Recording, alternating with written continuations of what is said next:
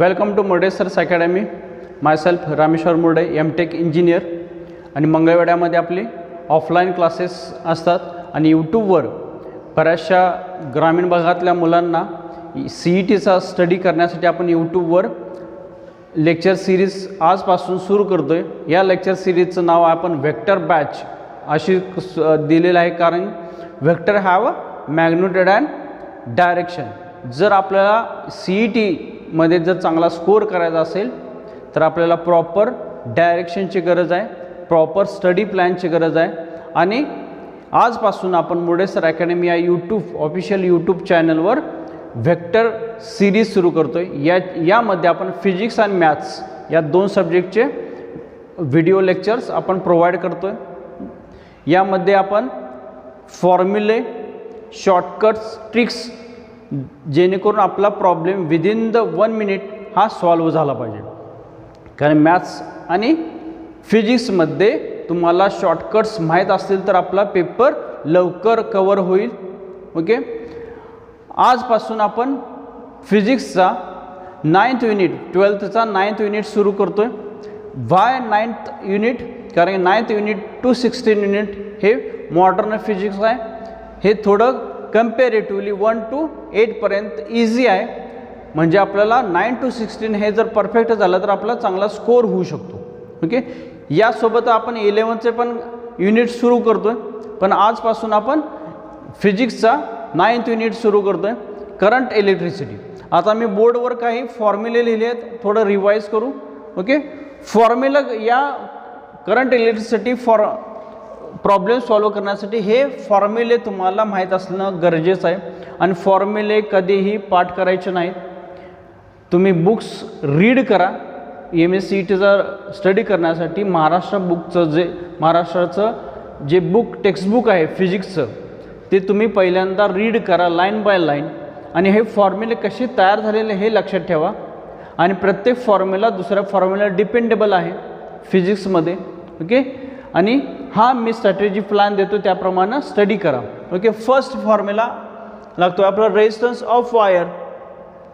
Resistance of wire R is equal to rho L upon A. Resistivity जर दिलेली असेल, length माहीत असेल, क्रॉस सेक्शन एरिया जर माहीत असेल, आपल्याला हा फॉर्म्युला रेजिस्टन्स कॅल्क्युलेट करता येतो. सेम तसंच voltage across external resistance V is equal to E into R plus small r means internal resistance. Okay, हे बेसिक फॉर्म्युले आहेत. आपला युनिट चालू होतो Kirchhoff's law. Kirchhoff's law first law current law किंवा जंक्शन लॉ म्हणतात. Okay, हा current law किंवा जंक्शन लॉ काय? Number of current summation of algebraic sum of current towards the junction and away from the junction is equal to 0. In summation of I is equal to 0. Second आहे Kirchhoff's voltage law. Okay, algebraic sum of potential difference mean product of current and resistance plus EMF is equal to 0. हे आपल्याला problem solve करण्यासाठी, circuit डायग्रामवरून problem solve करण्यासाठी हे दोन law गरजेचं आहे. सेकंड, त्यानंतर आपला balancing condition of Wheatstone bridge. ही जर तुम्हाला सर्किट डायग्राम दिसत असेल विस्टोन ब्रिजची, P, Q, R आणि S, हे जर असा जर सर्किट डायग्राम असेल तर फॉर्म्युला काय? P upon Q is equal to S upon R. Means याच्या समोरचा ही ब्रँच आणि ही ब्रँच. बॅलन्सिंग कंडिशन म्हणजे काय? गॅल्व्हॅनोमीटरमध्ये 0 reading, P upon Q is equal to S upon R. हा फॉर्म्युला आहे. पाठ करू नका, सर्किट डायग्राम बघा. तुम्हाला सर्किट डायग्राममध्ये वेगळी नावं दिली तर तुम्हाला या फॉर्म्युला थ्रू ते सर्किट सॉल्व्ह करता आलं पाहिजे. P अपॉन Q इथं R1, R2, R3, R4 जर दिले तर आपल्याला divided by this resistance divided by this resistance. Okay, याच्या समोर P upon Q is equal to S upon R. Okay, हा फॉर्म्युला. त्यानंतर विस्टोन ब्रिजचं ॲप्लिकेशन आहे metre bridge in unknown resistance. हा अननोन रेजिस्टन्सला आपल्याला माहीत आहे, लेफ्ट गॅपमध्ये अननोन रेजिस्टन्स आहे, राईट गॅपमध्ये नोन रेजिस्टन्स आहे, आणि 1 मीटरची वायर घेतलेली आहे. आणि त्यावरून आपल्याला अननोन रेजिस्टन्स कसा फाइंड आउट करू शकतो आपण? X is equal to R upon L1 upon L2. L1 जर जी काय बॅलन्सिंग कंडिशन गॅल्व्हॅनोमीटर ज्यावेळी आपल्याला बॅलन्सिंग कंडिशन मीटर 80 सेंटीमीटरला जर तो बॅलन्स झालेला असेल तर रिमेनिंग 20 मीटर हे आपल्याला दिलेलं असतं. याच्यावरून आपण अननोन रेजिस्टन्स फाइंड आउट करू शकतो. नेक्स्ट आहे पोटॅन्शियोमीटर. आता पोटॅन्शियोमीटरमध्ये करंट आपल्याला फाइंड आउट करायचं असेल तर इंटरनल रेजिस्टन्स दिलेला असेल तर I is equal to E upon R capital R plus small r. Small r काय इंटरनल रेजिस्टन्स. आता potential gradient K. Potential gradient means voltage per unit length is potential gradient V upon L. आता potential कधी कधी potential gradient देतात त्यावरून आपल्याला बाकीचे EMF विचारलेला असतो किंवा रेजिस्टन्स विचारलेला असतो किंवा इंटरनल रेजिस्टन्स विचारलेला असतो. हे E is equal to R plus R into R upon L हा फॉर्म्युला आहे. ओके, त्या यासोबतच मी तुम्हाला काही सर्किट डायग्राम दाखवायचा असेल तर मी दाखवतो. कंपॅरिझन पोटॅन्शियोमीटरचा दुसरं एक यूज काय कंपॅरिझन ऑफ टू सेल्स.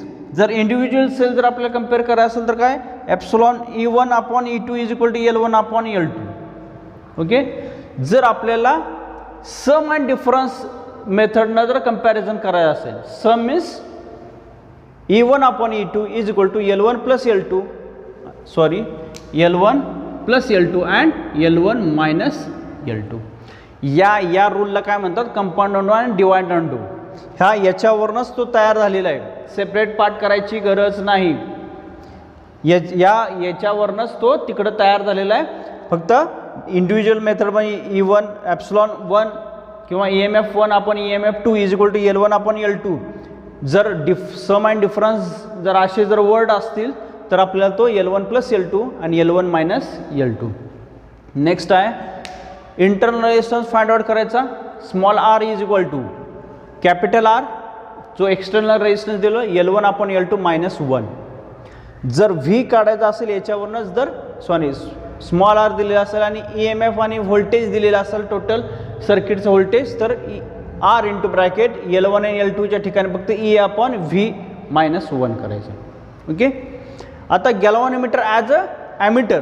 तुम्ही सर्किट डायग्राम बघा. गॅल्व्हॅनोमीटर ॲज अ ॲमीटर. आपण गॅल्व्हॅनोमीटरचे करंट कॅपॅसिटी किती आहे मायक्रो ॲम्पियरमध्ये.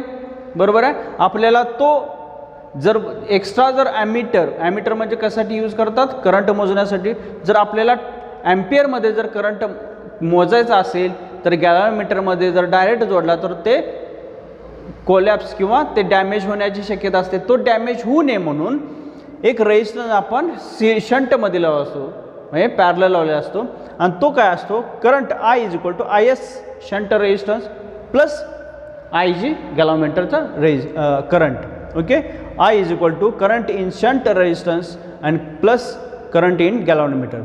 याचंच हे शंटमध्ये लावलेत पॅरलल लावलेत. पॅरललमध्ये काय व्होल्टेज सेम असतं म्हणजे IS करंट इंटू S काय आहे त्याचा रेजिस्टन्स आहे.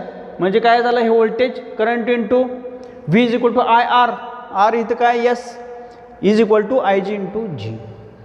हे लक्षात ठेवायचं. ओहमचा लॉ फक्त लक्षात ठेवायचा आहे. V is equal to IR. त्यानंतर S is equal to shunt resistance काढायचा असेल तर IG upon I minus IG into capital G.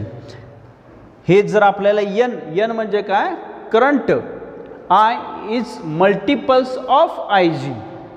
N time जर IG असेल त्यावेळी असं जर आपल्या एक्झाम्पलमध्ये आलं तर S is equal to G upon N minus 1 हा फॉर्म्युला. आणि N म्हणजे काय मगाशी तुम्हाला सांगितलं IG जर इकडे गेला तर N इंटू IG होईल आणि जर N पर्सेंटेजमध्ये काहीतरी आलं तर N is equal to I upon IG is equal to G plus S upon S. हे याच्यावरनंच या फॉर्म्युल्यावरनंच हे फॉर्म्युला तयार केलेला आहे. जास्त काय डोकं लावायचं नाही. हे दोन हा जर हा फॉर्म्युला माहीत असेल हा फॉर्म्युला माहीत असेल तर हा फॉर्म्युला याच्यावरूनच तयार केलेला आहे. कोणते फॉर्म्युले कोणत्या फॉर्म्युल्यावरून तयार केलेले आहेत हे थोडं लक्षात ठेवा. अदरवाईज सगळं जर पाठ करत बसला तर फिजिक्समध्ये 550 फॉर्म्युले ते होणारच नाही. त्यामुळे कोणता फॉर्म्युला कोणत्या फॉर्म्युल्यावर डिपेंडंट आहे हे आपल्याला लक्षात ठेवता आलं पाहिजे. याच्यासाठी कन्सेप्ट त्या युनिटमधली पूर्ण कन्सेप्ट तुम्हाला माहीत असली पाहिजे. फिजिक्स हा पाठ करायचा विषय नाही. ओके, कन्सेप्च्युअली तुम्ही स्टडी केला पाहिजे, तरच तुम्हाला CET असेल, नीट असेल, हे तुम्ही क्रॅक करू शकता.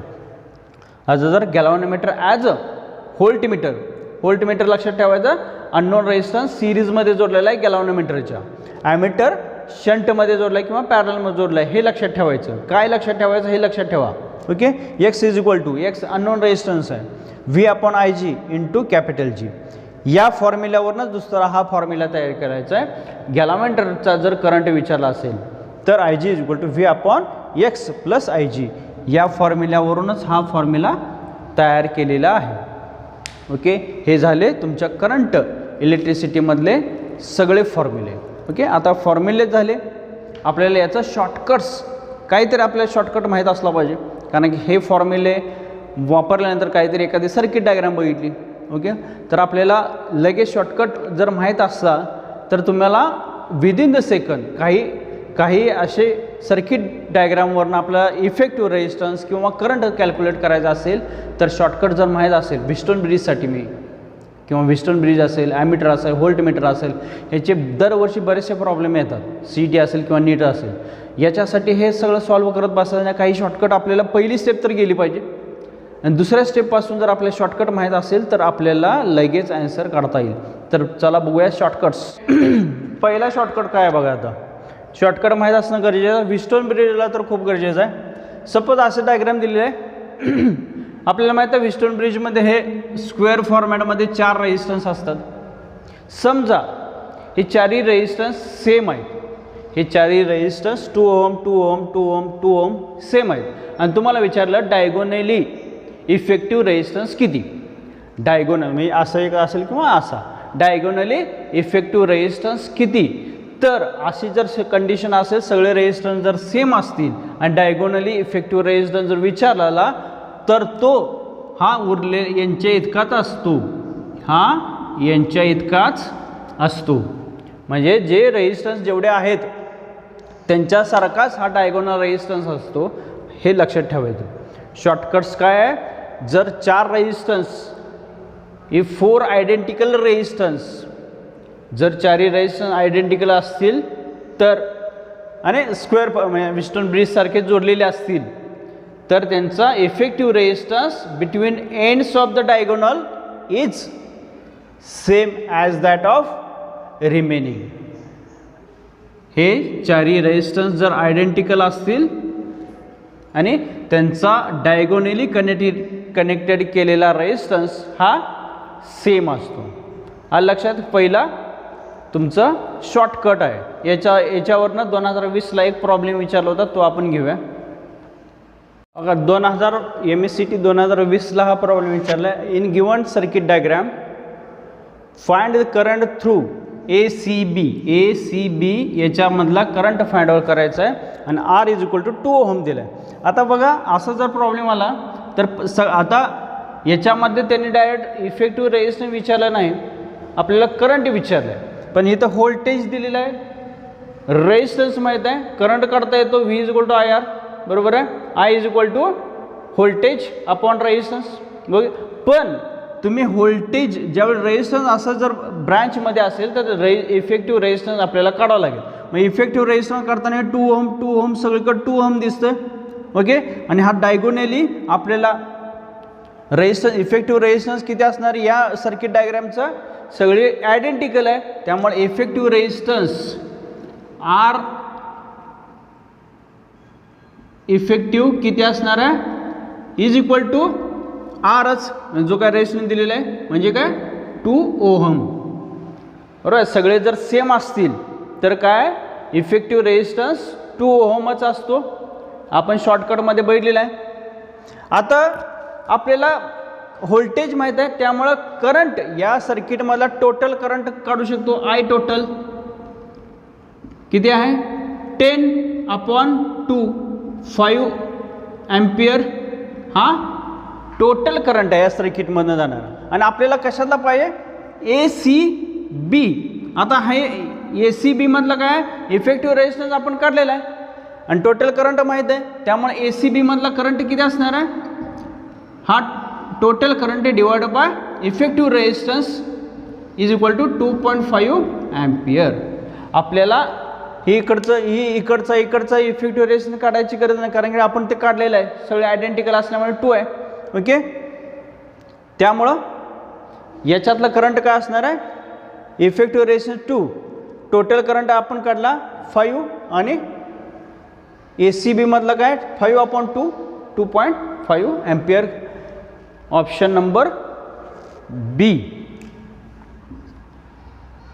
लक्षात असे काही शॉर्टकट्स आहेत ते आपल्याला लक्षात ठेवावे लागतील. आणि दुसरा शॉर्टकट आहे गॅल्व्हॅनोमीटर ॲज अ ॲमीटर. त्यात जर क्वेश्चनमध्ये जर 2 करंट दिलेले असतील आणि मी कन्फ्यूज झाला यातला आय कुठला आणि IG कुठला, तर लक्षात ठेवायचं जो बिगर करंट आहे तो आय, स्मॉलर करंट IG, आणि तो फॉर्म्युला यूज करायचा I/IG is equal to S+G/G.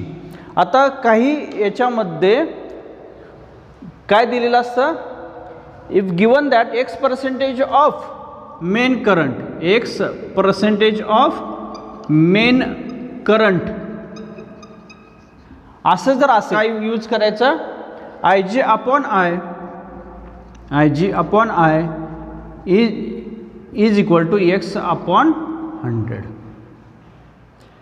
काय लक्षात ठेवायचं, जर क्वेश्चनमध्ये जर असं आलेलं असेल, it is given that X% of main current passes through galvanometer, X% of main current passes through galvanometer, then IG/I is equal to X/100. Okay, ह्या काही शॉर्टकट्स आहे, याच्यामध्ये काही शॉर्टकट्स बऱ्यापैकी नाहीत. आपण प्रॉब्लेम सॉल्व करताना अजून एक शॉर्टकट तुम्हाला सांगतो, कसं व्हीटस्टोन ब्रिजमध्ये आपण एखादं सर्किट व्हीटस्टोन ब्रिजमध्ये आपण कसं कन्वर्ट करू शकतो. दुसरा अजून एक प्रॉब्लेम 2020चाच, current I drawn from the battery in given circuit. Okay, या सर्किट जे दिलेलं आहे त्यातला करंट फाइंड आउट करायचा आहे. Okay, option A 0.2 ampere, 0.5 ampere, 0.6 ampere and D 0.4 ampere. आता हे सर्किट बघितल्यानंतर आपल्याला कन्फ्युजन काय होईल, याच्यात इतके सगळे रेजिस्टन्स आहेत, ठीक आहे, व्होल्टेज दिलेलं आहे, रेजिस्टन्स आहे, करंटचे करंट कसा काढू शकतो आपण, current is equal to voltage upon resistance. Okay, सगळं I इज इक्वल टू आपल्याला माहिती आहे V is equal to IR, therefore I is equal to V/R. हेच फॉर्म्युला वापरायचं आहे. पण असं जर सर्किट बघितलं तर आपल्याला कळणार नाही ह्याच्यातला रेजिस्टन्स कोणता कोणता घ्यायचा. आता हे तुम्हाला जर लक्षात आलं की असं जर दिलेलं असेल, पॉईंट A आणि पॉईंट B यांच्यातला रेजिस्टन्स किती आहे, 5 ओहम. B आणि C मधला किती आहे, 10. B आणि D मधला किती आहे, 10. C आणि D मधला किती आहे, 20. आणि A आणि C मधला किती आहे, 10 ओहम. असं जर ABCD सारखं आलं तर लक्षात ठेवायचं याचं आपल्याला कन्वर्जन करायचं आहे व्हीटस्टोन ब्रिजमध्ये. आता व्हीटस्टोन ब्रिजमध्ये 4 पॉईंट ABCD. ओके, आणि त्यामध्ये एकेका ह्याच्यामध्ये रेजिस्टन्स ठेवायचा, आपल्याला इफेक्टिव्ह रेजिस्टन्स फाइंड आउट करता येतो.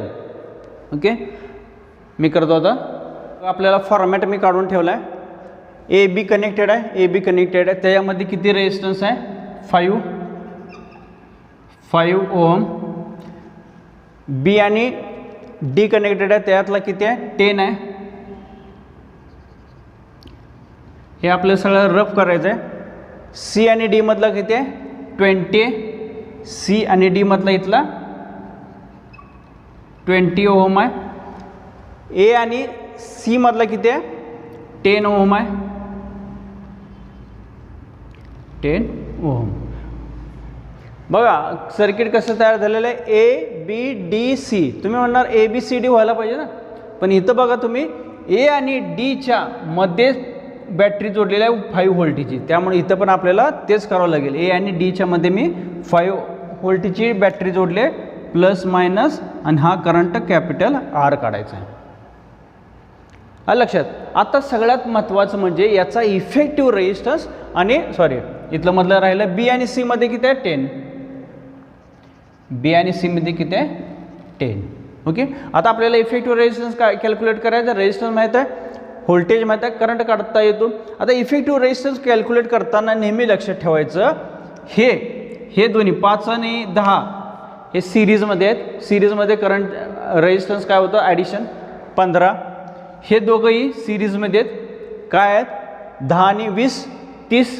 आणि हा मधला किती आहे 10. ए आणि बी मधला रेजिस्टन्स किती आहे 5. ए आणि सी 10. बी आणि डी 10 आणि डी आणि सी 20. हे साईड ए आणि जी काय 5 आणि 10 ओम आहे हे सगळे सिरीजमध्ये आहेत. त्यामुळे effective resistance R is equal to 5 काय होईल 5 आणि 10 15 आणि हे 10 आणि 20 30 होईल. पण हे एकमेकाच्या पॅरलल आहेत. ही साईड आणि ही साईड एकमेकाच्या पॅरलल असते. त्यामुळे पॅरललचा इफेक्टिव्ह रेजिस्टन्स कसा असतो 1/r इज इक्वल टू 5 अधिक 10 हे 15 1/15. Effective resistance in parallel 1/r effective range is equal to 1/r is equal to 1/r1 plus 1/r2 plus 1/r3 असं आपण काढत असतो. त्यामुळे 1/r effective resistance is equal to हे दोघं सिरीजमध्ये त्यामुळे डायरेक्ट बेरीज होईल. आणि 10 आणि 20 यांची डायरेक्ट बेरीज 1/30. ही काय होईल तिरकस कशी केला 30 अधिक 15 आणि 15 त्रिक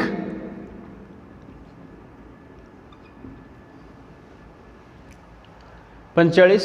वर काय आलं हे क्रॉस मल्टिप्लिकेशन 45/, म्हणजे 1/10 झालं. म्हणजे 1/r आहे. Therefore r is equal to याचं रिवर्स करा म्हणजे 10 ओहम रेजिस्टन्स झाला. करंट काढायचा आहे. Therefore current is equal to v/r. v किती दिलं आहे 5/10 म्हणजे 0.5 एम्पियर. ऑप्शन नंबर बी. येते लक्षात. जर तुम्हाला असं काही सर्किट दिलेलं असेल तर पॉईंट शोधायचे ए बी आणि व्हीटस्टोन ब्रिजमध्ये कन्वर्ट करायचं. आता आपल्याला टोटल करंट सर्किटमधला काढला आहे त्यामुळे हे मधलं काय कन्सिडर करायची गरज नाही. हे आणि ही बाजू सिरीजमध्ये यांची बेरीज ही आणि ही बाजू सिरीजमध्ये आणि हे पार्ट हा पॅरललमध्ये असतो त्यामुळे हे पॅरललचं आपण सूत्र यूज केले. ओके नेक्स्ट बघा 2019 2019चा क्वेश्चन आहे हा. In a Wheatstone bridge, all 4 arms have equal resistance R. सगळ्या 4 आर्मचा रेजिस्टन्स किती आहे इक्वल रेजिस्टन्स R आहे. If the resistance of galvanometer arm is also R म्हणजे मधला गॅलॉनोमीटरचा पण रेजिस्टन्स किती आहे R आहे. The equivalent resistance of combination as seen by the battery is. मग अशी तुम्हाला शॉर्टकट सांगितलं होता. इक्विव्हॅलंट रेजिस्टन्स काय असणार आहे सेम R. ऑप्शन बी. असे काही ट्रिक्स किंवा शॉर्टकट जर तुम्ही लक्षात ठेवले तर या क्वेश्चनला विदिन द सेकंड आपल्याला आन्सर मिळेल. ओके 2019चा अजून एक क्वेश्चन आहे. Potential difference between A and be in electrical circuit shown is. हे सर्किट डायग्राम दिलेलं आहे. ह्या ए पासून बी कडे 0.5 एम्पियरचा करंट फ्लो होतोय आणि ए आणि बी मधला आपल्याला पोटेन्शियल डिफरन्स फाइंड आउट करायचा आहे. ओके हा व्हीटस्टोन ब्रिज जर दिलेला 1 ओहम हा 3 ओहम 2 ओहम 6 ओहम आणि मधला 4 ओहम आहे. मग अशी आपण अशा टाईपचं एक्झाम्पल सोडवलं होतं. 1 आणि 3 सिरीजमध्ये आहेत आणि यांचा पूर्ण याचा इफेक्टिव्ह रेजिस्टन्स कॅल्क्युलेट केला. V is equal to I into R. Okay effective resistance calculate केला. आपल्याला व्हीज काढायचा. V is equal to I into R एवढंच करायचं आहे. करंट दिलेला आहे 0.5.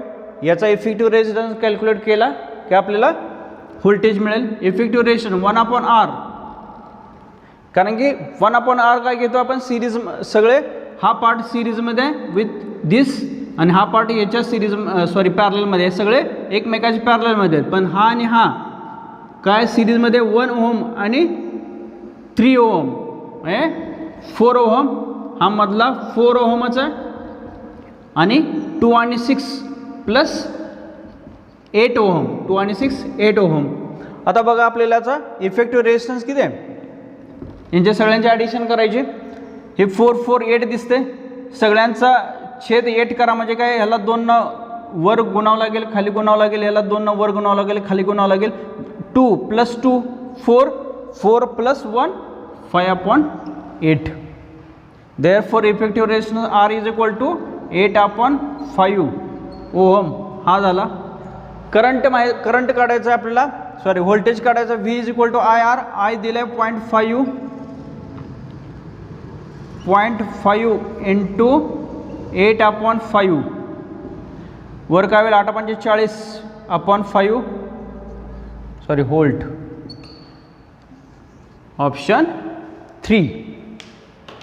कॅल्क्युलेशन कसं केलं अजून एकदा व्हिडिओमध्ये अजून एकदा बघा. ओके. हे आपल्याला तिरकस गुणाकार इकडून हे खूप वेळ जाईल, त्यामुळे छेद जेवढ्या जणांचे छेद मॅक्झिमम जो असतो त्याचा इक्वल टू छेद करायचं ते करायचं. 1/r आहे, हे आहे तसं घ्यायचं नाही. हे 1/rचं R केलं याचा अर्थ याचं पण उलटं केलेलं आहे. हे 5/8चं 8/5 आहे. V is equal to I × R. Current दिलेलं आहे 0.5 आणि 8/5. 8/45 पॉईंट गेला म्हणजे 4च राहिलं आणि 5. Option number C. Okay. Option C हा 2019ला क्वेश्चन आलेला आहे. असंच आपण मी नेक्स्ट व्हिडिओमध्ये पण जेवढे काय मॅक्झिमम क्वेश्चन तुम्हाला देईन ते अजून एकदा बघा आणि अशा टाईपचे क्वेश्चन सॉल्व करा. ओके. असेच अजून मॅथ्सचा पण मी व्हिडिओ सुरू करतो. आपण डिफरन्शिएशनपासून मॅथ्स सुरू करतो आहे. तुम्हाला काही प्रॉब्लेम असेल तर खाली दिलेल्या नंबरवर कॉल करा.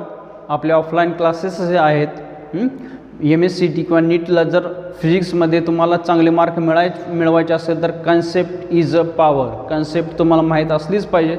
त्यासोबतच तुम्हाला काही टिप्स आणि ट्रिक्स पण माहीत असल्या पाहिजे जेणेकरून तो प्रॉब्लेम्स इझिली सॉल्व करता येईल. ओके. अशाच टाईपचे प्रॉब्लेम तुम्ही अजून जास्तीत जास्त अशा टाईपचे प्रॉब्लेम सॉल्व करत म्हणजे तुम्हाला हे बेसिक 1 किंवा 2 तर क्वेश्चन अशा टाईपचे येतातच. ओके. त्यामुळं तुम्हाला जेवढे आपल्याला मॅक्झिमम मार्क मिळतील तेव्हा आपण कलेक्ट करतो आहे. ओके. Thank you so much. जर खरंच व्हिडिओ हा चांगला वाटला असेल तर तुमच्या काही मित्रांना सेंड करा. ओके.